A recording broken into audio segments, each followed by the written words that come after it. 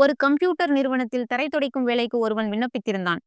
தரையை துடைத்து காட்டச் சொன்னார்கள். நன்றாக துடைத்தான். அடுத்து சின்னதா ஒரு இன்டர்வியூ. கடைசியில் அவனிடம் தகவல் தெரிவிப்பதற்காக இமெயில் ஐடி கேட்டார்கள். இமெயிலா? எனக்கு இமெயில் இன்டர்நெட்லாம் தெரியாதே என்று துடைக்க வந்தவன் சொன்னான்.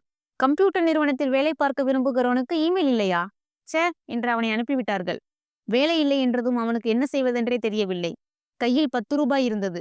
அதை கொண்டு மார்க்கெட்டில் வெங்காயம் வாங்கினான். பக்கத்து குடியிருப்பு பகுதியில் கூவி கூவி விற்றான். 10 ரூபாய் லாபம் கிடைத்தது. மீண்டும் வெங்காயம், மீண்டும் விற்பனை. இப்படியே கொஞ்சம் கொஞ்சமாய் விற்று சில வருடங்களில் பெரிய வெங்காய வியாபாரி ஆகிவிட்டார். இந்த சூழ்நிலையில் ஒரு பேங்க் அக்கவுண்ட் ஓபன் பண்ண பேங்க்குக்கு சென்றார். பேங்க் அதிகாரி அவரிடம் இமெயில் ஐடி கேட்டார்.